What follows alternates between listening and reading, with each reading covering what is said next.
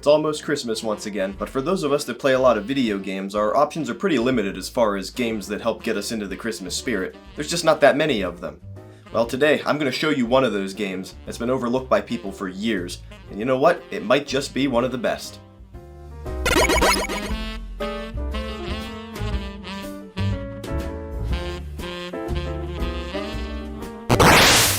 Today on Retro Rampage, I'm going to dive into a Sega Genesis game that you've probably never heard of before, but it fits perfectly with this time of year. Daze Before Christmas.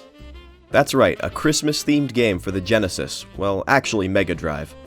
The story behind this game is kind of unfortunate, but there is definitely a reason why you've probably never heard of it before.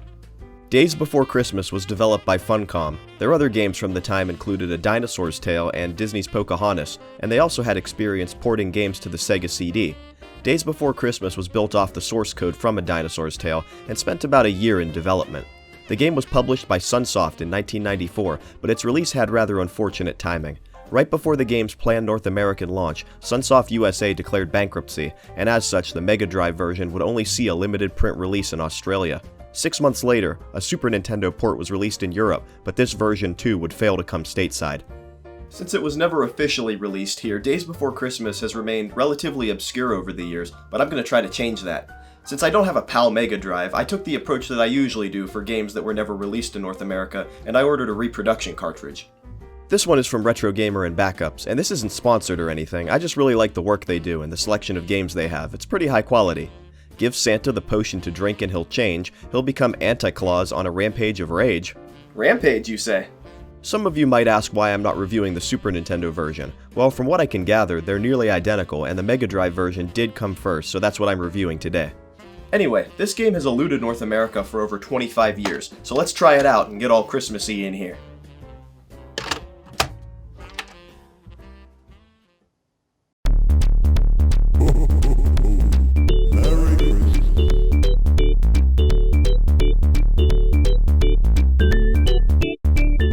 Alright, so let's get the game started, and well, this must be Anti-Claus. They definitely succeeded in making him look like an evil version of Santa. This probably scared some kids. Anyway, you can choose either 1 or 2 players, and from there the story begins. In the days leading up to Christmas, the antagonist called Louse the Mouse joins up with other villains called Timekeeper and the Evil Snowman to sabotage the holiday. Unbeknownst to Santa, all the Christmas presents have been stolen and turned into the enemies in the game, and the elves have all been kidnapped. Santa realizes it's up to him to get Christmas back on track, recover the presents, and save the elves. The start of each stage is indicated by an advent calendar. There are 24 stages total, one for each day leading up to Christmas, and it's fun to see the calendar fill out as you get further into the game. Okay, stage 1, Santa's Hallway, and what's going on here? Turns out that each stage has its own unique title card that gives you a preview of what the stage might have in store. These are great, and they really help give the game a sense of personality. Okay, let's go. Right off the bat here, the game looks pretty good. The graphics are bright and colorful, and I'm really impressed with the animation on Santa. It's all very smooth, and it looks great. Santa might look good, but man, is he fast. He could probably give Sonic the Hedgehog a run for his money. As you explore the first level, the main goal of the game becomes clear. Littered around the stages are Christmas presents that Santa can open by shooting them with his magic dust.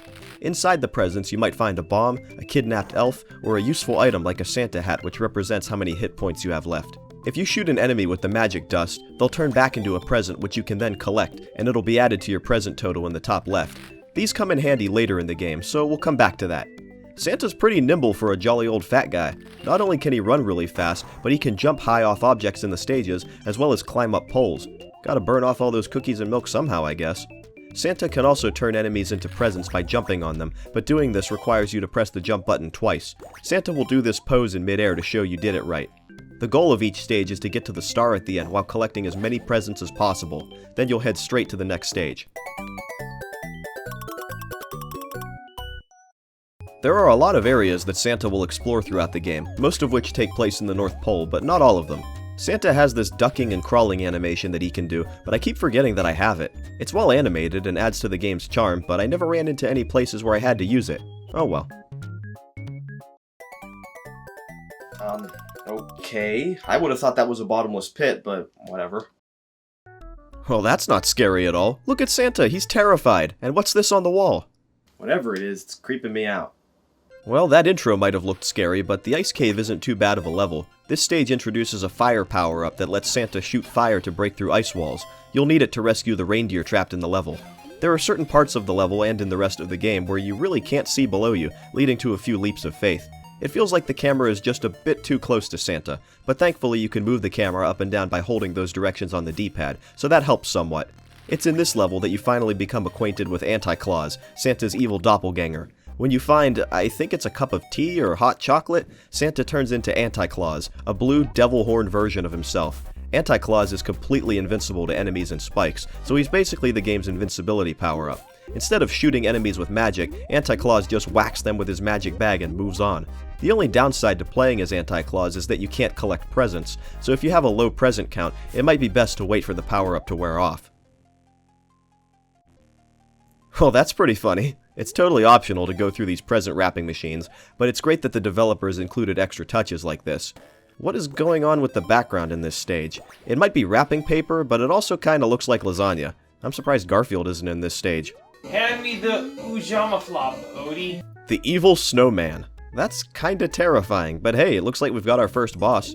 He's not too difficult, as he just throws snowballs in an arc towards you. As long as you can duck under them and hit him with the fire attack, he's not too much trouble, and I'm rewarded with presents.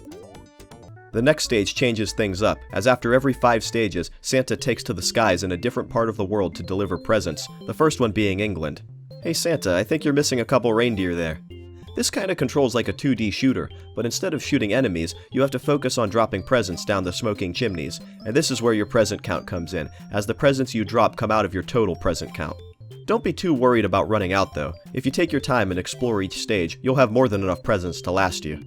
After clearing one of these stages, you're given a password so you can pick up where you left off. Now it's back to platforming, and speaking of which, it's about to get much harder. This level not only has a rising water current that you have to outrun, but it also has platforms that retract into the wall, and they're kind of isometric, so it's hard to line up your jumps. You can't take too long either, or the water will catch up to you. This one took me a couple tries.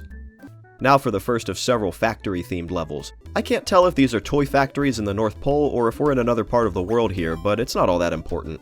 These factory levels bring back the problems in the ice cave earlier, where there's a lot of perilous platforming where you can't see below you, so leaps of faith are abundant once again. These heart platforms are all over, so if it looks like a bottomless pit, just wait around and see if a platform shows up. This stone golem looking dude tries to block the way, but Anti-Claus isn't the patient type and just beats him to death with his sack of toys. He's a man of few words. One thing you'll notice is that the game is guilty of reusing level themes and assets. Look, I'm back in the lasagna cave. The colors are just switched around. I find this a little repetitive, and story-wise it seems like Santa's going in circles, but thankfully most of the stages aren't too long, so this isn't a long-lasting problem. It is noticeable though in stages like the next one. It's another factory level. This time it's a steel factory, but everything should still look very familiar. This one has smaller platforms than before, so the difficulty is continuing to ramp up. Speaking of which, it's been a while since I fought a boss, but that's about to change with a battle with the Timekeeper. He's a giant clock who spits gears at you. And if you get too close to him, he starts playing Tony Hawk's Pro Skater and rolls through the half-pipe. He takes a lot of hits, but he's pretty easy as long as you know where to jump. Time for another flying level, this time in Russia. What? I'm sure in Russia they have satellites flying through the skies at all hours of the evening, but this is kinda ridiculous. Is Sputnik one of these? But you know how this goes. Drop the presents down the smoking chimneys and let's get a move on.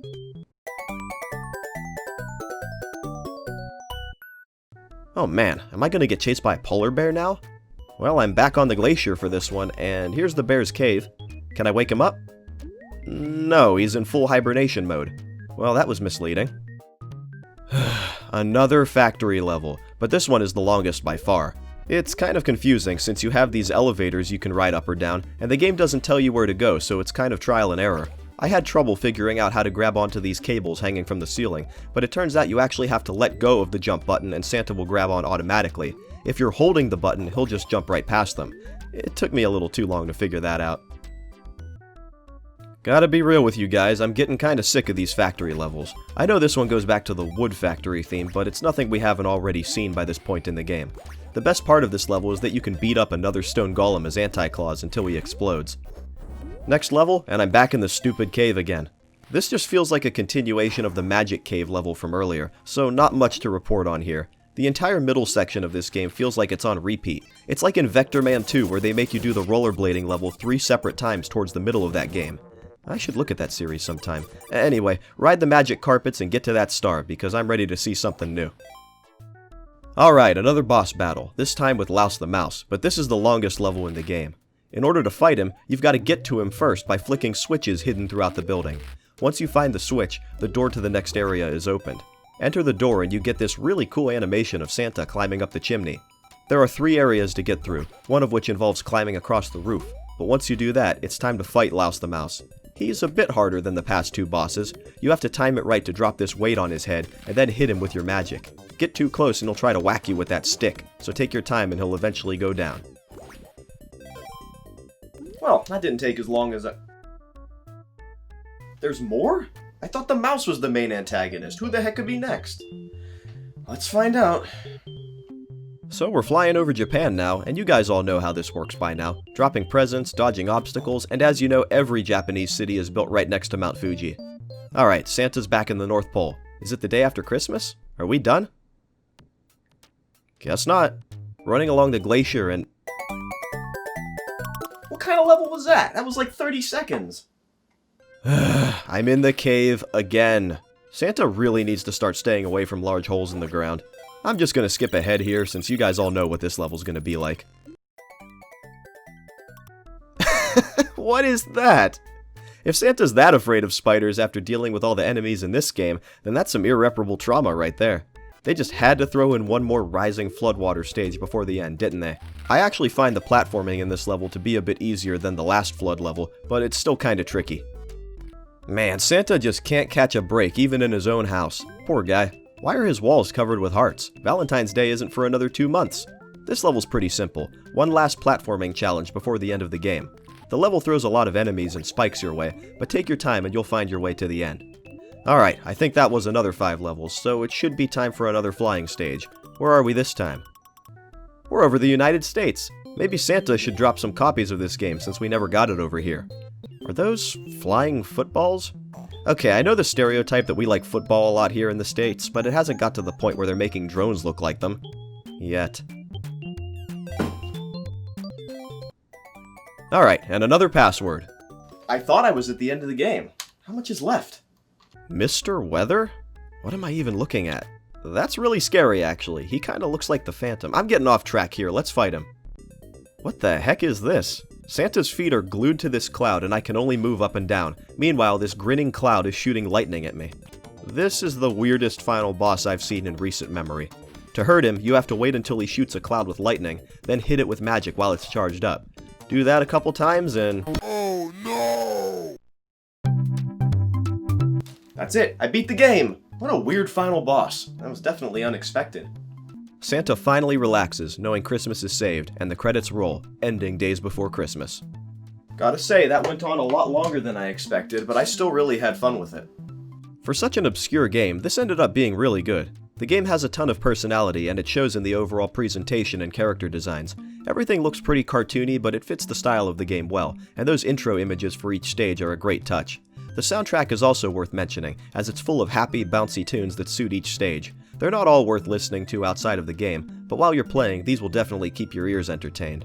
Honestly, my biggest criticism with the game has to be how repetitive it feels towards the middle of a playthrough.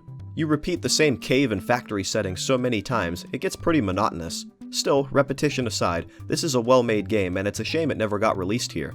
It's challenging at points, but not too hard that kids won't enjoy it, and if you're experienced with platformers and just want something to relax and play through on Christmas, I'd recommend this. Not a perfect game by any means, but a fun, creative platformer with great presentation. Fire up an emulator or get yourself a reproduction cartridge, because this game shouldn't be overlooked.